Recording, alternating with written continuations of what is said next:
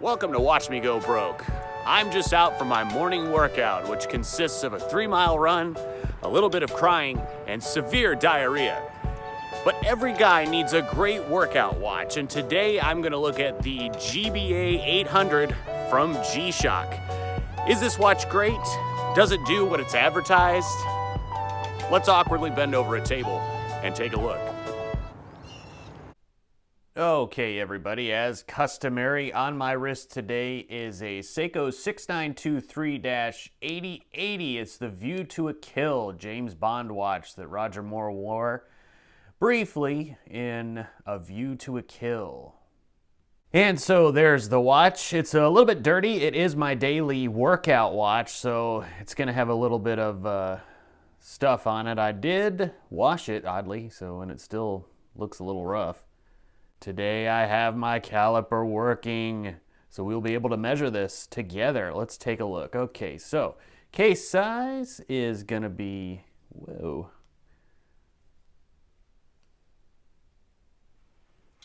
about 47 millimeters. Lug width of about 26 millimeters. A lug to lug, if you can call it a lug to lug, it's right at about 51, I'd say, maybe 52, and a thickness of 13.5 millimeters. So I bought this watch for working out. I wanted to be able to track my workouts from day to day, month to month, year to year, see how I was doing. I was using an Apple Watch, I think it was the first or second generation, and it literally disintegrated. The back of it came off, and I was like, man, I gotta get something tougher. So I figured, what's pretty much the toughest watch in the world that you can get? And that, my friends, is a G-SHOCK. So this has all the functions of a normal G-SHOCK with the addition of Bluetooth and step tracking. So you can record how many steps you do in a day. Now, what's supposed to happen is you're supposed to be able to connect this watch to your phone and download the information into the G-SHOCK app. Am I saying that this watch doesn't do what it's supposed to do? No.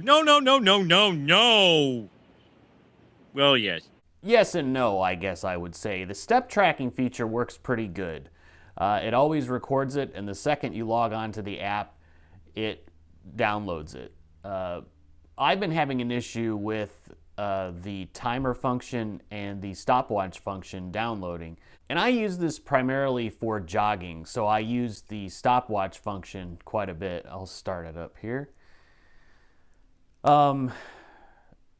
Where my frustration is this rarely downloads the time from the stopwatch function, and I've updated the app, everything that I know to do. Sometimes it does it, and sometimes it does not do it. It's supposed to have an internal memory that will record everything regardless of if it downloads to the app. I have found that to be not the case. I cannot find that data anywhere, and it just will not download to the app whatsoever. I mean, I want to be able to track my pace and my time. I generally run the same track most of the time, so the stopwatch function is great, letting me know if I'm, under or over when I'm running. This watch also has 200 meters of water resistance, so you can pretty much take it in a pool, whatever you want to do, take it in the ocean. It's a G-SHOCK. I mean, you're going to get all the G-SHOCK functions that you would see on a normal G-SHOCK. Now, supposedly your steps are being tracked in this upper right-hand corner display that shows basically your goal for the day and how many steps you've taken and how many you have left. That I don't even understand that at all. That it looks extremely confusing for me to be able to follow.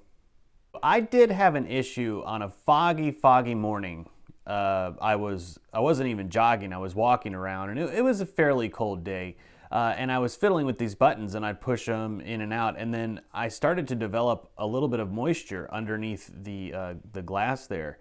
And so that was a little concerning. So if you're going to take it in the water, I mean, it's probably a normal function for G-SHOCK, and really any watch, you're going to get moisture under the dial or under the crystal at some point, I would think, if you're using it regularly in humid conditions. Now this watch does do a lot of things. Anything that a normal G-Shock would do, this watch will do. But that's not why I got it. I got it because I wanted to track my workouts. And you can do some types of tracking, like step tracking. I think if you're connected to your phone and you have your phone with you, there's a way you can have your route mapped using GPS technology on your phone. That's pretty cool. Multitude of functions, several alarms, things you can do through the app that are pretty cool. So what do I like about this watch? Well, it's a G-Shock, so you're gonna get all the functions that you would on a normal G-Shock, and that's really great.